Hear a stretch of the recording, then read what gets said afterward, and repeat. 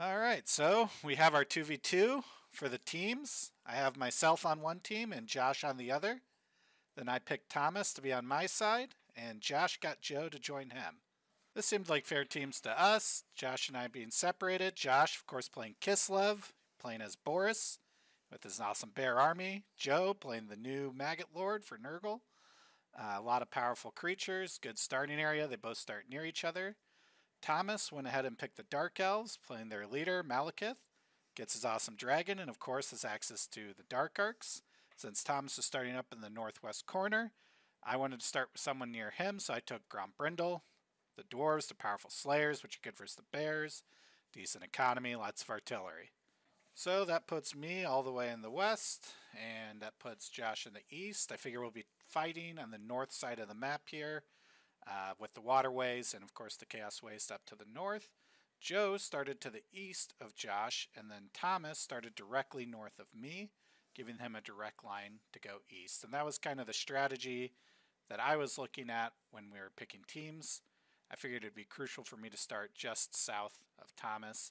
If you look at the area we're starting here, Thomas to the north, he'll have no choice but to go north and then directly east, while I'm cleaning up the south of him, and I can rush over to have a two-man front. In 2v2s, it's easy to get split up and not be there to support each other. So while Josh is fighting around to survive as Boris and then finally starts heading west, my hope was Joe would be running around, expanding, playing like you would normally on a solo game, and not be able to get over to Josh in time to have a meaningful impact on the end of the game. And honestly, that's pretty much how it played out. We all started expanding. I got the south. I had a lot of problems to deal with there, but for the most part, I was able to clean it up, and Thomas and I did start heading east as, you know, a consolidated group. Thomas building his 2 Black Arcs, and he had 2 armies marching by land. I was able to get 2 armies to start heading that way after I quickly cleaned up the south. So I was feeling pretty confident in this game when we started getting to what I would call the end game here. Thomas sent out his arc with the name Theo, his son, to start being, you know, a pest to the ports there that Boris has. Just keep him annoyed until we could get close. And yeah, he moved all the way over there. He did raise a port. He went back and retook it, and Josh jumped out and attacked him. You might win. It says victory. You're supposed to win. There's no way you lose it. I mean, if I was picking armies, I would take Josh's, but Thomas and I are master tacticians. Huh? It says a victory. The computer doesn't lie. It's choke points, so I think maybe we can hold it so he can't just run through or around us. All right. We start What right here, and then we immediately just want to hold these 2 choke points. All right. So, Where's my choke point? in between the lava right in front of us.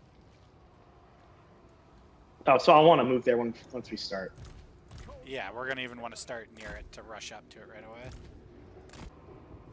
We need something on this right. We need a melee on this right side. I think we only have 12 seconds left. Alright, get ready. What do I do with my flying guys? Have him chase that cavalry down right away. Where's his cavalry? Oh, I see. And then remember to clog those holds immediately. That's most important. Wait, which miners? Oh, okay. Yeah. Back up. Where should I send my missile chariot? Didn't go so well. You heard? It's like we've forgotten who we are, Tom.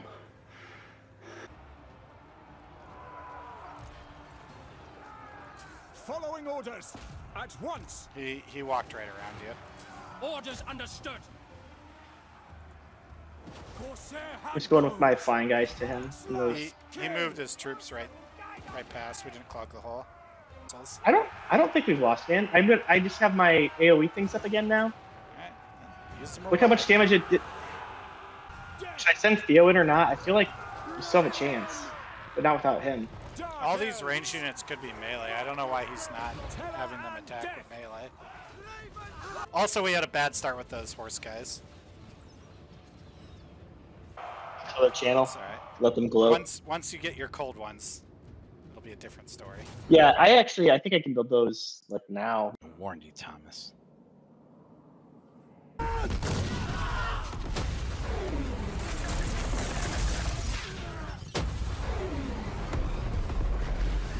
So we took a beating there, but, you know, Josh still had just his main flagship army and a couple weaker armies. We had a lot of forces moving that way. Grombrindal was still coming. Thomas was coming with 2 armies.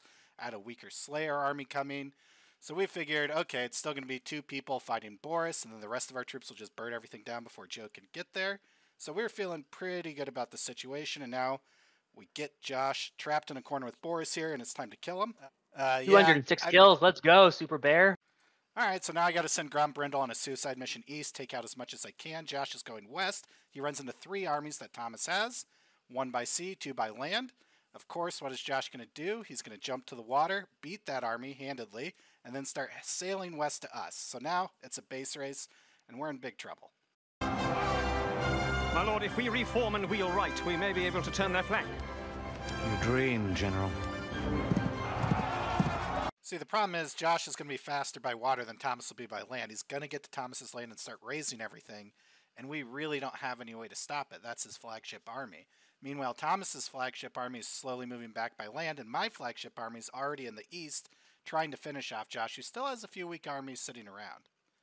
Like, man, the battle plan's simple. He has all the same units minus that bear thing.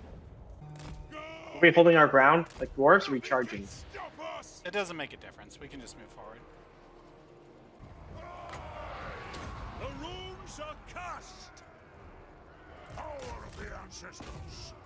It is a reckoning! Right! Strike out! Go! Yes, Lord! Understood, Lord! I mean, Grombrindal just does not take damage. This is insane.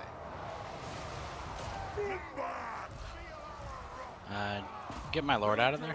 Back him up a bit. Grombrindal's at full health still. Yeah, I see.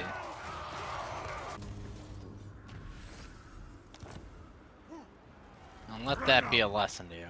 You can leave now. Oh. So now as Thomas's 2 armies are running by land, quickly trying to get back and somehow stop the flagship Boris army, Josh is a sneaky little snake and starts giving away all of his land to another dwarf.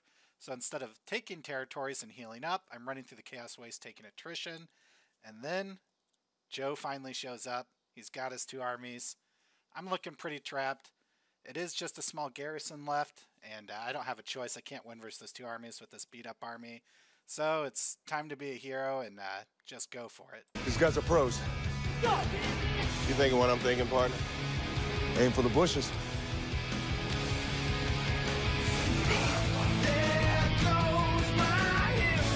So Josh starts raising all the territories around Thomas's land. Joe's coming in with his 2 armies to put down the hammer.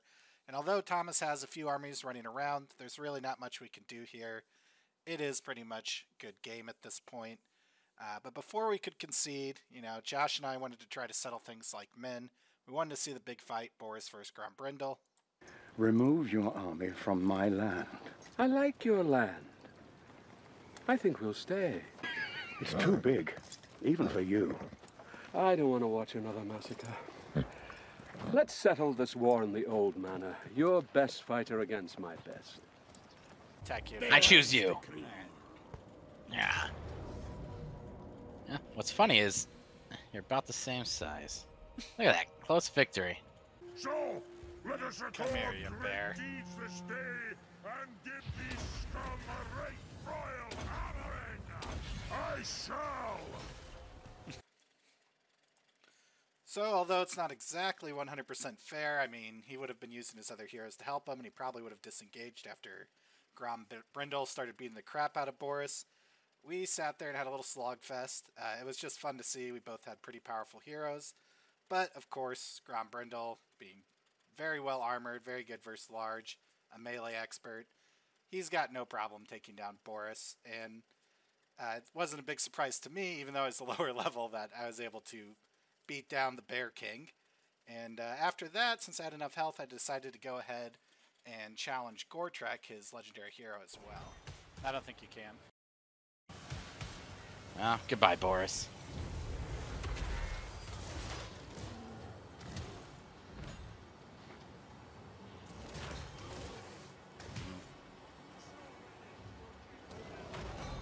Oh, now I think about it, I hope my men don't break. And this was an awesome duel. I mean, I already fought Boris, but I'm armored. I'm a melee expert. I'm a higher level, and Gortrek doesn't have armor. He's still obviously a legendary hero, one of the best fighting heroes in the game. It came down to the absolute wire. I mean, we both went out with one final swing with just a sliver of health left. And sadly, Gortrek came out on top, living up to his name. Do I win? Oh, yeah. We both hit each other.